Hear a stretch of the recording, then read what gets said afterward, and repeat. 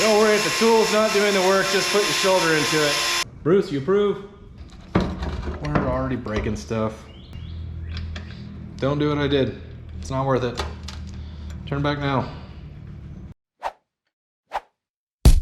So I've been watching a lot of Bellows Customs lately, and that guy is A, out of control, B, really funny, and C, he works on his cars on a lift a lot. And I thought to myself, man, it'd be so nice to have one of those, because you can get into the top, into the engine, and then build transmission mounts up from the bottom. And then I thought to myself, like, oh, wait a minute, bought one of those. So today, in order to make this lift more useful to me, because it's been stored over there, I'm gonna show you two things. One, how to make it mobile if you don't have a caster kit for your lift and your lift is supposed to be mobile. In fact, I think my solution is better than the caster kits, and we'll go through why. And then second of all, we gotta find a way to get cars that don't run up here. That's our next thing to do today.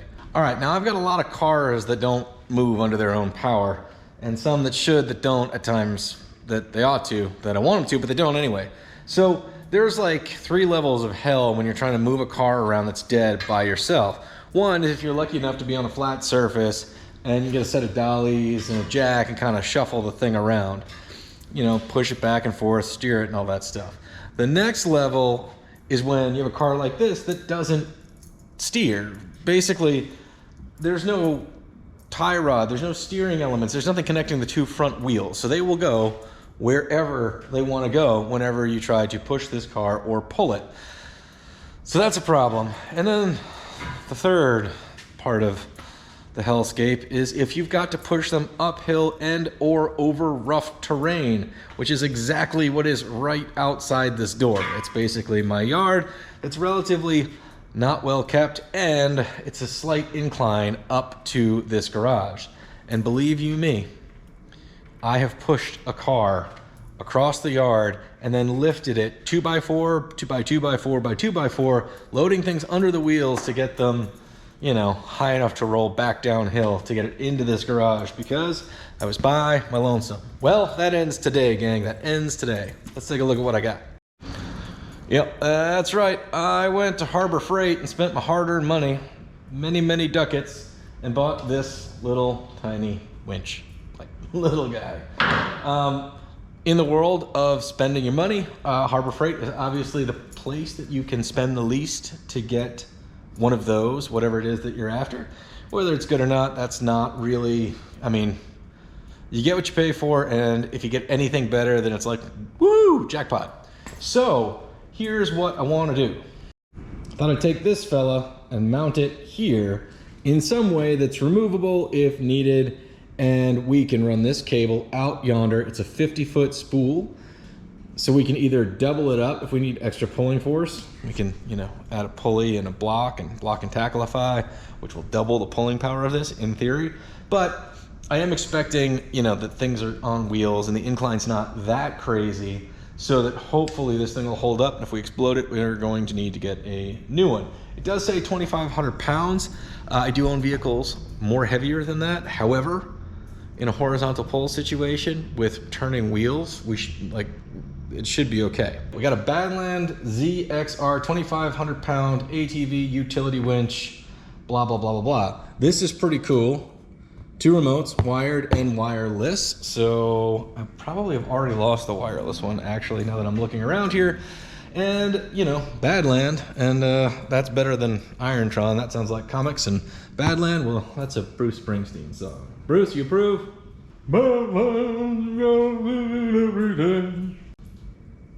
Bruce approves. So it comes with this dingle hopper that keeps the line pulling straight, which is a big deal because I did read some reviews on these guys, and if they spool crooked or pull sideways, they will kind of eat themselves, it sounds like.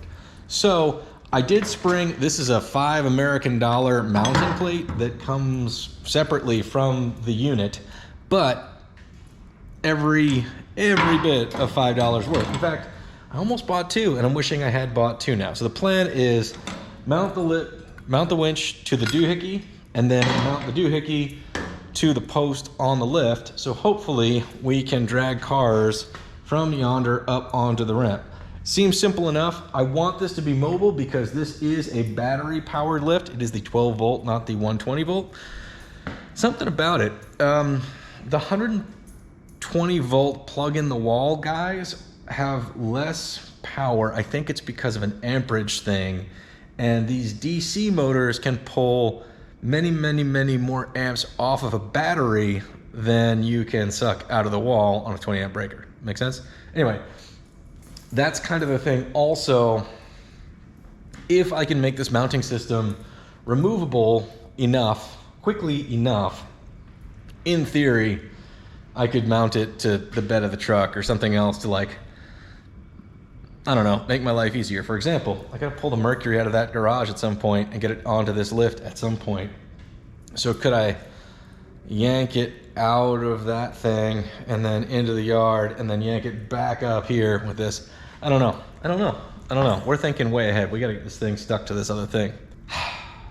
So this is the bottom of the winch, and if I take this guy, you can kind of see that these two mounting holes kind of line up, and that's really about it. I think that's about it. Can we get 3? It's so close to getting 3, but it's not quite 3. That's a bummer. But I don't know if these are long enough, so I gotta pull one out and see if that's an option. Otherwise, obviously, all of these more secondary holes line up, but the problem with that is I still need to bolt it to the rail magoo. Still need to bolt it over here. So I'm gonna pull one of these just to see what that does.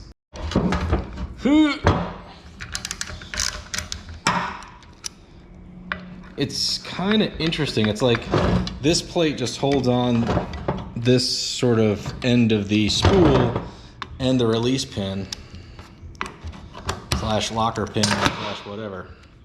So if this thing's not long enough, I am not gonna be surprised. It's not terrible. Let's try it. I mean, what do you have to lose? Yeah, that just moved. Oh, poop. Poop, poop, poop. Oh, we're not gonna do this. We're already breaking stuff. Don't do what I did. It's not worth it. Turn back now. Let's see if this thing's dummy proof. All right, we're gonna go back to the smart guy plan and pretend we never did this. All right, so there's our situation. The 3 bottom holes and the slotted top hole line up with the winch. The 2 outside holes line up with nothing, so they're kind of free. And the 2 inside holes do not line up with anything on the winch, but any hardware we put through these 2 center holes either needs to be this style where it's flush, or it's gonna be holding our winch up in a way that I'm pretty sure we don't want. So I think my best bet is to center this thing up, because right now I know I need to drag 2 early Ford cars that have dropped axle front ends. Well, one doesn't have a drop axle yet, but anyway, straight across axle, so I can hook it to the center of the vehicle. But in a world where there's no place to connect to the center of the vehicle, maybe we want to be able to offset it. So this mount might want to be mobile. What do we think about that? All right, so this is the simplest solution I could come up with. We're a little bit off center, but I think that's going to be a-okay. I think if I just drill out those, there's a hole under here too. Drill out those 3 holes, put 2 bolts through this thing, all the way through this rail on the lift. I don't have words today, guys. You ever run out of words and your things don't think in the order they're supposed to? Anyway, whatever this thing is called, we're gonna drill right through it. The worst part of all of this is, well, the entire part, which is just drilling thick steel. Not because that's particularly hard, but every drill bit that I own is about as sharp as a spoon. So let's mark this and give it hell. All right, guys, so the craziest thing just happened. I just finished making this bracket, and by making this bracket, I mean I drilled some holes in a piece of angle iron that was laying around that was already cut to this size and clearly not at 90-degree angles. And then a pizza showed up, and then I time traveled, and it's tomorrow now. So, all right, welcome to tomorrow. Here's the deal. We got to drill 2 holes And I'm dreading it because, like I said, I have very dull drill bits because I buy the cheapest drill bits and then I abuse them and then I complain about them, which is what's happening right now. So I'm gonna go ahead and grab the right drill bits, get my shoulder ready for a workout, and then I'm gonna go all the way through this so we can bolt this thing on. And if we need to move it at any point, then I'm gonna have to drill more holes, which stinks. I mean, this is centered, but I could see a reason to want it, you know, on one end or the other. I mean, I'm specifically thinking about the SUV type of things that, you know, the Blazers and the Mini Blazer and the Jeep and the stuff that's lingering around that has those, you know, frame hooks. And usually the frame is offset. So, yeah. First things first, let's see how painful these two holes are. All right, it is an extremely blustery day, as Winnie the Pooh would say. Either that or the world is ending. So apparently this is what I'm gonna spend my last few minutes on Earth doing. At least the dog's here hanging out. Look at all that. I had a freak out moment where I thought the Cadillac had just dumped every bit of water I put into it because, well, you know, I just did the radiator and water pump and all that stuff, and pretty sure it's gonna fail at some point. But nope, that's because the rain was coming down sideways so hard for so long last night it just went under the doors until, well, we got a flood. Let's just drill some holes. I'm stalling. Love these things. Spring-loaded punch, just center it in the hole. Mash on it like that. Give your shoulder a pep talk. Look, see what I'm saying? See, like, it's bright and sunny out, but I'm seeing leaves go the wrong way. They're coming off of the ground and going back into the sky. Maybe we are time traveling, but backwards this time. All right, starting with tiny little bits because obviously they're dull, so I gotta go step by step. Get a cup of oil. I should like do better. I'm not gonna now. Thing about this is I should just throw these out when they're that dull, but I'm not gonna because I'm a dummy. Could be here all day, gang. Don't worry if the tool's not doing the work, just put your shoulder into it.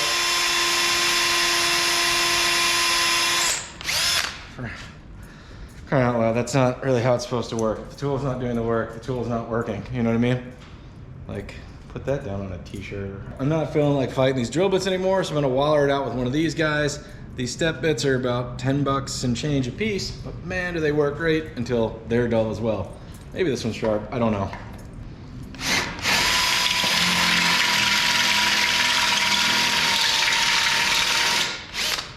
Man, that's way better. Some thick steel.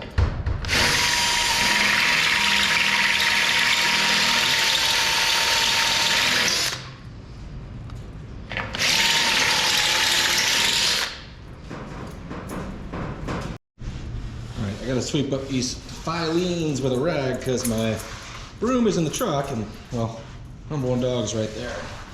Can't have them end up in their little dog hands, you know what I'm saying? I'm gonna do this better. Wasn't kidding, we're doing this better. If your dog is your best buddy and your shop companion, you just gotta be aware, you know? They're mitts. Basically, if I'm mashing my hands against the ground, I feel like that's an okay test. If I'm not picking up all the shavings, then, well, neither the dog. Neither will the dog. All right, let's see how we did. We got our super fancy bracket attached to our super fancy used 4-post lift. But, you know, do this stuff to your level of doing. You know, if you want to make this a machining project, do it. If you want to make it a laser cutting project, do it. If you want to powder coat it, again, knock yourself out because you're fancy like that. Me, on the other hand, I got so much stuff that I'm never going to get around to. Simplest, quickest solution is the best for me. All right, those holes line up. That shouldn't be a surprise, but, you know, considering that's what we were going for. Really don't want to drop this because it'll scare the snot out of the dog. So 5/16 is apparently a fuzz larger than metric whatever this is. For now, I'm gonna go grab 1/4 inch because really, the physics of all of this, the bolt's not gonna be what fails. Not even close. Round 2. These are grade 5 in case anybody really cares. Not because I chose it, but because they were the right length. You know how the dog feels about the wind? All right, dudes. Well, there we have it.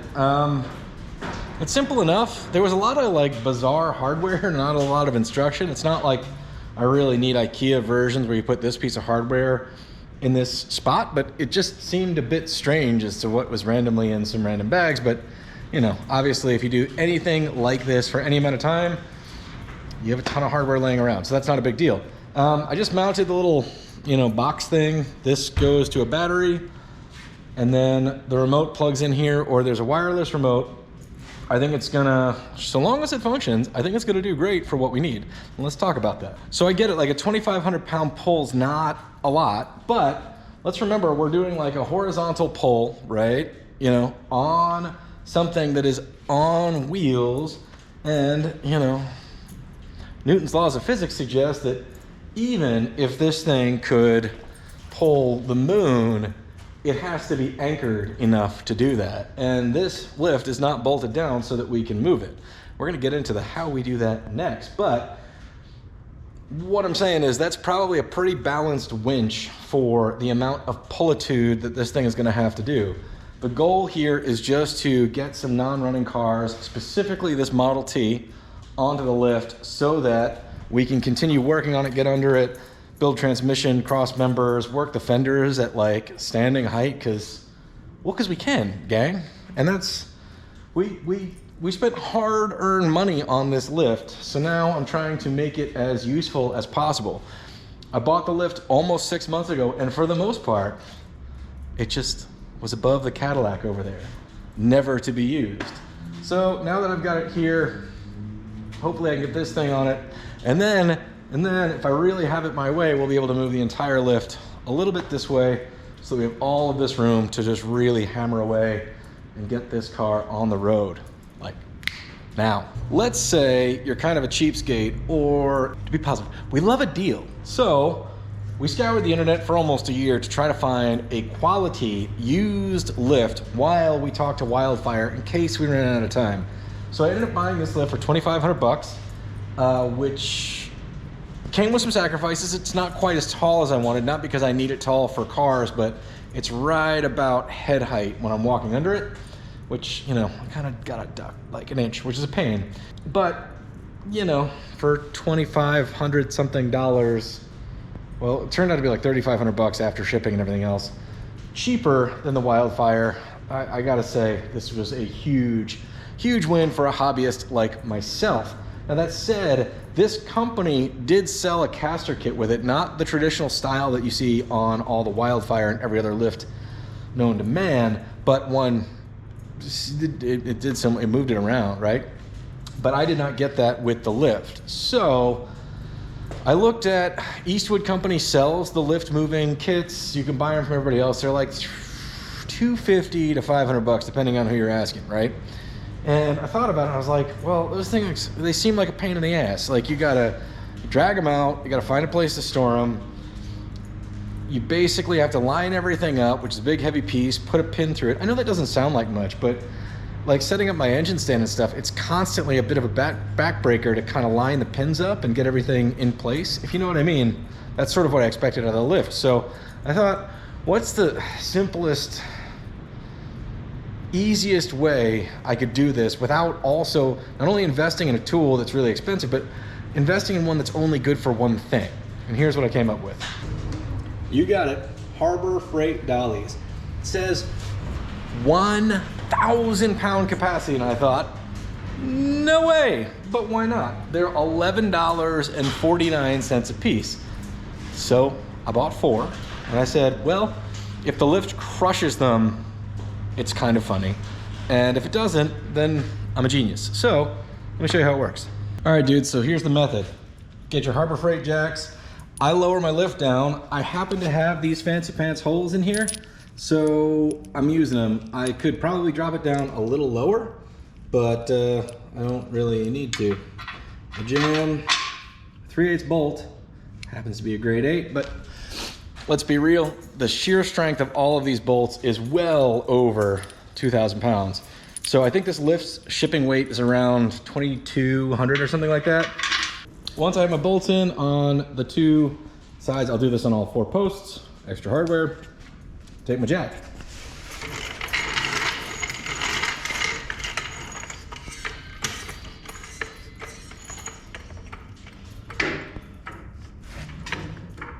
There we go. The lift lifts it up using those 2 bolts. So the jack lifts up the lift and these sleeves catch on those bolts, and that's what lifts everything up. The trick is if you just try to jack the platform that the car goes on, well, they're just cable, it pulls up. It's not gonna do anything is what I'm saying. Well, more like that. Like that. And so here's the deal. The reason that I have stacked an additional, what, 4.5 inches? I know it's 4.5 inches because that's 2 before as many tall. It's just because that's where the bolt hole is. I could easily go ahead and, you know, drill another one lower, but you know how fond of drilling holes I am. So we take this, we go karate, let this jack down, and bam. Our lift is now floating, supported by $22 worth of Harbor Freight jacks and a bunch of scrap 2x4, which is stuff I keep around for wheel chocks, lifting jacks up even higher, stuff like this. It's just offcut, it's lightweight. This whole thing is pretty easily movable. 4 furniture dollies, and I can move this lift anywhere I want. Now there's really nowhere to move it to right now because we've got about, a foot on this side of the Cadillac and about 6 inches to the Model T. But you get the point here. Before you invest in a lift moving kit, they're extremely lightweight, and I've used them to move transmissions, and I even put an engine on one of these and it held up on one. I'm not even kidding. The engine with the transmission, with the automatic transmission bolted to it on one of these jacks, and it didn't explode. So I'm getting more than what I paid for here. Even if they fail in the long run, you know, whatever. And I think if I grab 2 more just for safety, I've got a feeling if I put this car on this lift, I bet I could roll it by myself. Something else that's really nice compared to the kits that either come with your lift or you have to buy retroactively is this is 4 wheels per corner. So if you only have 1 wheel on each corner and one of those wheels happens to like hit a piece of oil dry or kitty litter or a washer, it's gonna hit a dead stop. This, you know, the weight kind of dances around a little bit, so it makes life a little bit easier. Anyway, I found this to be extremely successful, and it's about $40 worth of stuff to move your lift around, and you don't have to struggle with it when you're putting it under there, and you can use it for other stuff when you're not using it to move your lift. All right, just wanted to show you all that. I'm gonna pull these back out of here because we are not ready to move all of this stuff. Although mentally, I would love it to be on here already. Physically, it's not the day where I do this huge gauntlet shuffle where we move this lift back and drag that car out and get it to pull back in on our fancy new winch. But that day's coming, and it's coming soon. All right, gang, good luck on your projects out there. We will see you next time on Between the Sharks. If you haven't subscribed already, consider it. It really helps the channel out. It's like the one thing you can do that's like, you know, a big deal for me here. Anyway, and we will see you next time on Between the Sharks. And hopefully we do something good. Like, awesome. All right, next time.